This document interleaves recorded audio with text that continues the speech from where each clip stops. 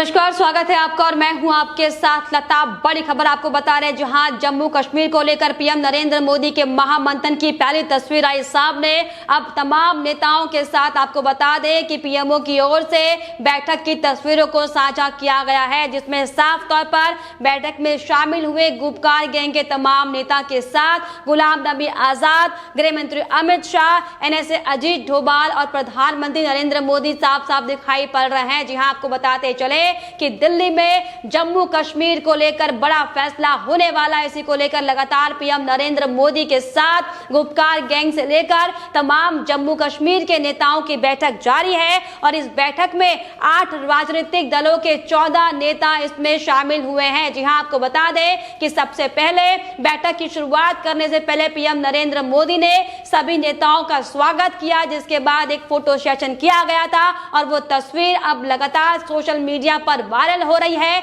तमाम तरह के बातें, तमाम तरह की प्रतिक्रियाएं तस्वीरों को लेकर सामने आ रही है और वो इसीलिए क्योंकि ये तमाम वो नेता वो लोग हैं जो 370 को लेकर तमाम तरह के सवाल खड़े करते दिखाई दिए थे, 35A को लेकर, और जम्मू कश्मीर में लगातार जो हालात अब सुधरे हुए दिखाई पड़ रहे हैं, इसको लेकर तमाम तरह की बयानबाजी, फिर चाहे वो महबूबा मुफ्ती ही क्यों ना हो, तमाम गुपकार गैंग के नेता क्यों ना हो, वो करते नजर आए थे, जिसके बाद उन्हें नजरबंद भी जम्मू कश्मीर में किया गया था। लेकिन आपको बता दें कि नजर बंद करने के बाद तमाम तरह की जो तल्खियां बार बार सामने आई थी, उसके बाद ये ऐतिहासिक तस्वीर मानी जा रही है, जिसमें पीएम नरेंद्र मोदी के साथ तमाम जम्मू कश्मीर के नेता बैठक में शामिल होते नजर आ रहे हैं। जी हां, आपको बताते चले कि पीएम नरेंद्र मोदी की ओर से जम्मू कश्मीर के नेताओं के साथ सर्वदलीय बैठक बुलाई गई थी, जिसको लेकर आज जम्मू कश्मीर के तमाम गुपकार गैंग के नेता और कांग्रेस के बड़े नेता, चाहे फिर वो गुलाम नबी आजाद हो, फिर चाहे वो कांग्रेस नेता अहमद मीर हो, तमाम विपक्षी नेता इस बैठक में शामिल हुए हैं, जिसके बाद से अब लगभग ये कयास लगाए जा रहे हैं कि अब जम्मू कश्मीर में विकास को लेकर, जम्मू कश्मीर की सुरक्षा को लेकर कई बड़े फैसले बैठक के दौरान हो सकते हैं। और यही बड़ी वजह थी कि लगातार बैठक से पहले तमाम विपक्षी नेताओं की तमाम तरह की प्रतिक्रियाएं सामने आई थी। कहीं कांग्रेस एजेंडों को लेकर सवाल खड़ी करती दिखाई पड़ी थी, तो महबूबा मुफ्ती का भी पाक प्रेम सामने आया था। लेकिन आपको बता दें कि बैठक के पहले खास बात ये सामने आई कि जो महबूबा मुफ्ती गुपकार गैंग की मेंबर ये कहते हुए दिखाई पड़ रही थी कि वो 370 को लेकर बात करेंगी और प्रधानमंत्री नरेंद्र मोदी से पाकिस्तान से बात करने की अपील करेंगी। हालांकि इस बयान को लेकर गुपकार गैंग के अध्यक्ष फारूक अब्दुल्ला का भी बयान साफ तौर पर सामने आया है, जिसमें उन्होंने साफ तौर पर यह बयान देते हुए कहा है कि पाकिस्तान पर महबूबा मुफ्ती का बयान निजी है। तो देखिए किस तरीके से बैठक से पहले ही गुपकार में दरार की तस्वीरें भी साफ तौर पर सामने आई है। लेकिन जिस तरीके से आज की ऐतिहासिक बैठक हो रही है, इसमें साफ तौर पर यह कयास लगाए जा रहे हैं 2019 में लिए धारा 370 पर बड़े फैसले की तरह ही आज भी बड़ा फैसला होगा। और यही बड़ी वजह है कि लगातार अब दिल्ली में राजनीतिक सरगर्मियां गरमाती हुई दिखाई पड़ रही है। जी हां, आपको बताते चले कि ये तमाम नेता वो नेता हैं जो लगातार जम्मू कश्मीर में आतंकवाद गतिविधियों को बढ़ावा देने का काम कर रहे थे, क्योंकि जब पीएम नरेंद्र मोदी के एक्शन के बाद जम्मू कश्मीर में सुधार की स्थितियां सामने आई थी, धारा 370 को जब लागू किया गया था, तो किस तरीके से महबूबा मुफ्ती कहती हुई दिखाई पड़ी थी कि वो चाहे कुछ भी हो जाए, हिंदुस्तान का झंडा अपने हाथों में नहीं लेंगी और जब तक वो जम्मू कश्मीर का झंडा अपने हाथों में नहीं ले लेती हैं, वो कोई चुनाव में शामिल नहीं होंगी और चुनाव में आगे नहीं लड़ेंगी। लेकिन आपको बताते चले कि जिस तरीके से इन तमाम नेताओं को नजरबंद किया गया था और जिसके बाद अब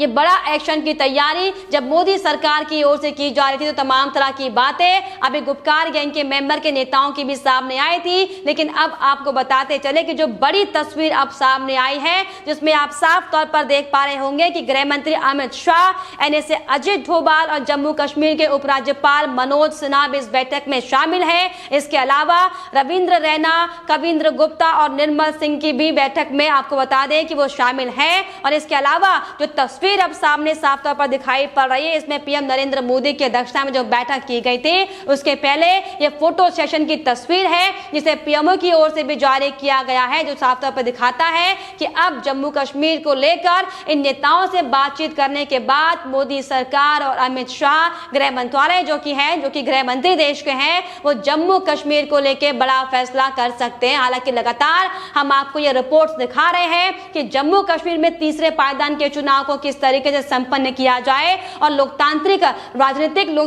प्रक्रिया को कैसे अच्छे से आगे बढ़ा जाए, इसको लेकर इस बैठक में चर्चा होनी है। लेकिन जिस तरीके से गुपकार के नेता पहले ये कह चुके हैं कि वो नरेंद्र मोदी के सामने सिर्फ और सिर्फ अपना एजेंडा लेकर जाएंगे, फिर चाहे बात यहाँ पर धारा 370 की हो, फिर चाहे बात यहाँ पर 35A की हो, लेकिन जम्मू कश्मीर को लेकर विकास के एजेंडे पे बात करने को लेकर मोदी सरकार की ओर से एजेंडा पहले ही स्पष्ट किया जा चुका था। और यही बड़ी वजह थी कि लगातार विपक्षी नेताओं से लेकर फिर चाहे वो कांग्रेस पार्टी के नेता ही क्यों ना हो, और अब जिस तरीके से ममता बनर्जी भी इस पर कूद पड़ी है, साफ तौर पर दिखाता है कि दरअसल ये सिर्फ और सिर्फ पीएम नरेंद्र मोदी के ऐलान के पहले की वो छटपटाहट है जो अब तक हमने कई बड़े बड़े फैसलों के बाद देखे हैं। जी हाँ, और ऐसा हम इसीलिए कह रहे हैं क्योंकि अब जम्मू कश्मीर के नेताओं को लेकर जो पीएम नरेंद्र मोदी की सर्वदलीय बैठक हो रही है, इसको लेकर बंगाल की मुख्यमंत्री ममता बनर्जी का भी बयान साफ तौर पर सामने आया है, जिसमें उन्होंने एक बार फिर से अपनी मानसिकता को प्रदर्शित करते हुए ये कहा है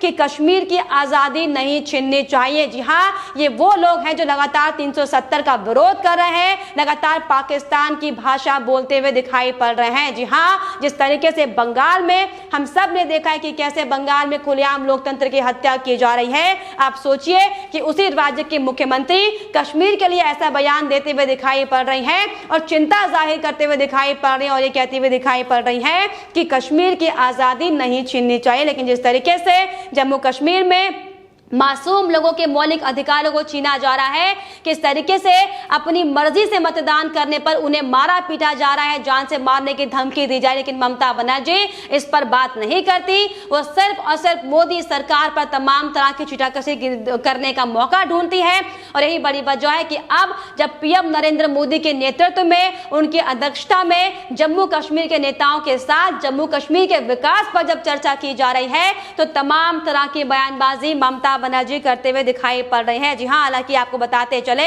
कि बैठक को लेकर पीडीपी की भी प्रतिक्रिया सामने आई थी, जिसमें साफ तौर पर पीडीपी नेता रऊफ भट्ट ने यह कहा था कि उन्हें उम्मीद है कि जम्मू कश्मीर के लोगों की भावनाओं का सम्मान किया जाएगा। यहाँ के लोगों को प्रधानमंत्री मोदी से उम्मीदें हैं, हम उम्मीद करते हैं कि बैठक में जो भी होगा अच्छा होगा, और इसीलिए अच्छे को लेकर, जम्मू कश्मीर की भलाई को लेकर, जम्मू कश्मीर में होने वाले आगामी विकासों को लेकर चर्चा खास करनी थी। और इसीलिए आज आपको बताते चले कि पीएम नरेंद्र मोदी ने इतनी बड़ी बैठक बुलाई है, जो कि धारा 370 को लागू करने के बाद सबसे बड़ी ये बैठक मानी जा रही है जम्मू कश्मीर को लेकर। जी हाँ, और यही बड़ी वजह थी कि लगातार कांग्रेस से लेकर तमाम गुपकार गैंग के मेंबर छटपटाते हुए दिखाई पड़े थे। हालांकि पहले महबूबा मुफ्ती ये कहती हुई दिखाई पड़ी थी कि वो इस बैठक में नहीं जाएंगी, लेकिन बाद में गुपकार की बैठक के दौरान ये डिसाइड किया गया कि वो अपने एजेंडे को लेकर बात करने जाएंगे। कश्मीर में धारा 370 और 35A को कैसे बहाल किया जाए, इस पर चर्चा की जाएगी। लेकिन आपको बताते चले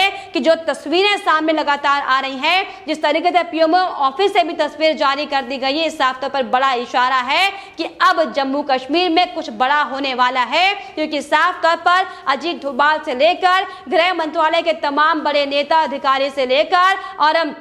तमाम बड़े बड़े नेता इस मीटिंग में शामिल हैं, जिसमें साफ तौर पर जम्मू कश्मीर को लेकर अब बड़ा फैसला होने वाला है। जी हां, दरअसल हम लगातार आपको रिपोर्ट दिखा रहे हैं कि कैसे बैठक के ऐलान के बाद से ही जम्मू कश्मीर में अलर्ट मोड जारी कर दिया गया है, किस तरीके से इंटरनेट की सेवाओं को बाधित कई जगह पर किया गया है। यह फैसला सिर्फ और सिर्फ इसीलिए लिया गया कि अगर मोदी सरकार के फैसले के बाद कुछ तमाम आतंकवादी जो तत्व कहे जाते हैं जम्मू कश्मीर में, कहीं वो एक बार फिर से अराजकता अराजकता ना फैलाना शुरू कर दे, पाकिस्तान में अपनी तमाम जो खुफिया उनकी एजेंसियां हैं उनको कोई ये खबर ना उनको वापस वहां पर ट्रांसफर कर दे। इसी के चलते सुरक्षा के लिहाज से, सुरक्षा के मद्देनजर ये बड़ा फैसला लिया गया है। हालांकि बैठक को लेकर पाकिस्तान में भी सुगबुगाहट तेज हो चुकी है, क्योंकि हमने आपको दिखाया था कि कैसे इमरान खान अपने सेना प्रमुख के साथ आईएसआई के दफ्तर में पहुंचे हुए थे और वहां पर अब जम्मू कश्मीर को होने वाले बड़े फैसले को लेकर चर्चा की गई थी। जी हां, इसके पहले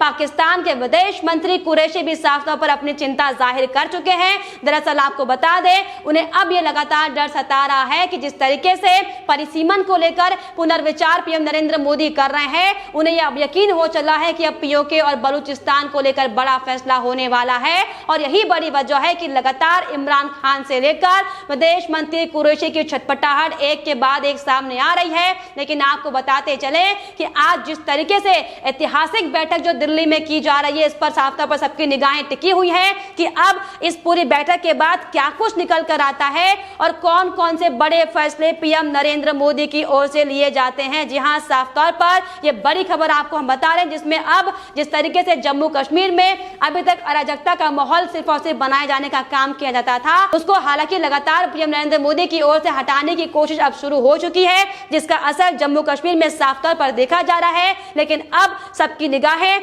पीएम नरेंद्र मोदी की जम्मू कश्मीर के नेताओं के साथ हो रही बैठक में टिकी हुई है और अब आगे देखने वाली बात यह होगी कि अब जम्मू कश्मीर में क्या कुछ बड़ा एक्शन मोदी सरकार की ओर से लिया जाता है, जिसको लेकर साफ तौर पर जाहिर तौर पर यह कहना लाजमी होगा कि विपक्षी नेताओं के साथ साथ पाकिस्तान को भी अब बड़ा झटका इस बैठक के बाद लग सकता है। लेकिन फिलहाल इस पर आपकी क्या राय है, हमें कमेंट बॉक्स में जरूर लिखिएगा। साथ ही साथ हमारे चैनल को सब्सक्राइब करना भी ना भूलें।